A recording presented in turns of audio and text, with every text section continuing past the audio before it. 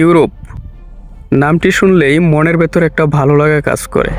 মনে হয় সেখানে একবার যেতে পারলেই জীবনে শুধু উন্নতি আর উন্নতি। এজন্য অবৈধ পথে হলেও অনেকেই সেখানে যেতে চায়। তাই এই পথে ইউরোপ যাত্রায় যেসব সুবিধা ও অসুবিধা পাবেন তা নিয়ে আলোচনা করব। প্রথমে দেখি কি কি সুবিধা রয়েছে। প্রথম সুবিধা রয়েছে উন্নত জীবনযাত্রা।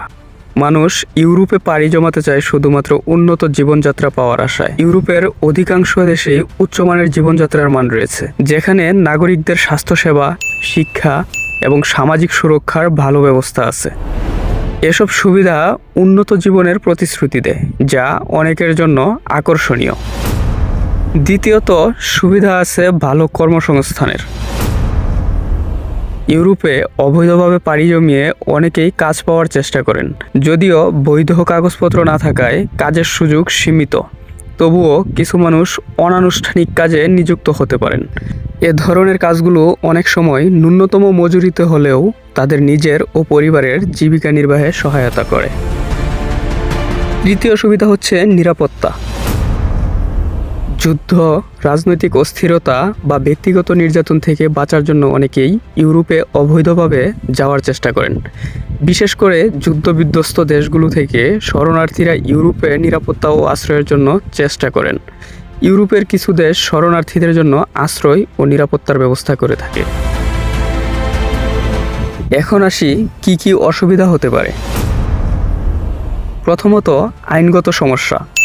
অবৈধভাবে ইউরোপে প্রবেশ করলে আপনি আইনগত সমস্যার সম্মুখীন হতে পারেন। অনেক দেশেই অবৈধ অভিবাসীদের গ্রেফতার করা হয় এবং আইনি প্রক্রিয়া অনুযায়ী জরিমানা বা কারাদণ্ড দেওয়া হয়। এছাড়া গ্রেফতার হওয়ার পর অভিবাসীদের নিজেদের দেশে ফেরত পাঠানো হতে পারে। দ্বিতীয়ত, অনিশ্চিত জীবন।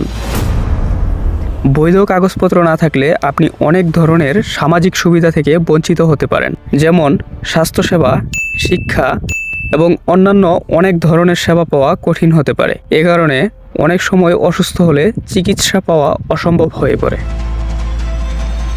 তৃতীয়ত, কর্মক্ষেত্রে শোষণ। অবৈধ অভিবাসীরা প্রায়ই কাজে শোষণের শিকার হন। বৈধ কাগজপত্র না থাকায় তাদেরকে কম মজুরি দেওয়া হয় এবং কাজের ক্ষেত্রে অনেক অধিকার থেকে বঞ্চিত হতে হয়। অনেক সময় তারা কঠিন পরিশ্রম করতে বাধ্য হন এবং কর্মক্ষেত্রে নিরাপত্তার অভাব থাকে। 4 নম্বর অসুবিধা হচ্ছে মানব পাচার। অবৈধভাবে পাড়ি জমাতে গিয়ে অনেকেই মানব পাচারের শিকার হন। পাচারকারীরা মিথ্যা আশ্বাস দিয়ে তাদের থেকে অর্থ আদায় করে এবং বিপজ্জনক পথে পাচার করে দেয়। অনেকেই ভয়াবহ পরিস্থিতির মুখোমুখি হন, যেমন জোরপূর্বক শ্রম, যৌন শোষণ বা অপহরণের শিকার হন। 5 নম্বর অসুবিধা হচ্ছে অর্থনৈতিক ঝুঁকি। ইউরোপে অবৈধভাবে যাওয়ার জন্য দালালদের উচ্চ ফি প্রদান করতে হয়, যা অনেক সময় অর্থনৈতিকভাবে ক্ষতির কারণ হতে পারে। এছাড়া যাত্রাপথে অতিরিক্ত ব্যয় এবং অনিশ্চিত আয়ের কারণে আর্থিকভাবে দুর্বল হয়ে পড়ার সম্ভাবনা থাকে। 6 নম্বর অসুবিধা মৃত্যু ঝুঁকি। অবৈধভাবে যাত্রা করতে গিয়ে অনেকেই জীবনের ঝুঁকি নেন। বিপজ্জনক সমুদ্রপথ ও দুর্গম অঞ্চল পাড়ি দিতে গিয়ে অনেকেই দুর্ঘটনার শিকার হন।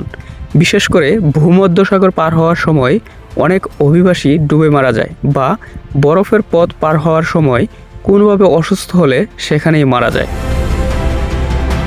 অবৈধভাবে ইউরোপে যাওয়ার আগে এসব অসুবিধা এবং ঝুঁকি সম্পর্কে সচেতন হওয়া গুরুত্বপূর্ণ, যাতে সঠিক সিদ্ধান্ত নেওয়া যায়। অবৈধভাবে ইউরোপে যাওয়ার কিছু সুবিধা থাকলেও এর সাথে অনেক ঝুঁকি এবং সমস্যাও থাকে। দীর্ঘমেয়াদে একটি স্থিতিশীল ও নিরাপদ জীবনযাত্রা নিশ্চিত করার জন্য অবৈধ উপায়কে না বলে বৈধ উপায়েই অভিবাসনের চেষ্টা করা উচিত।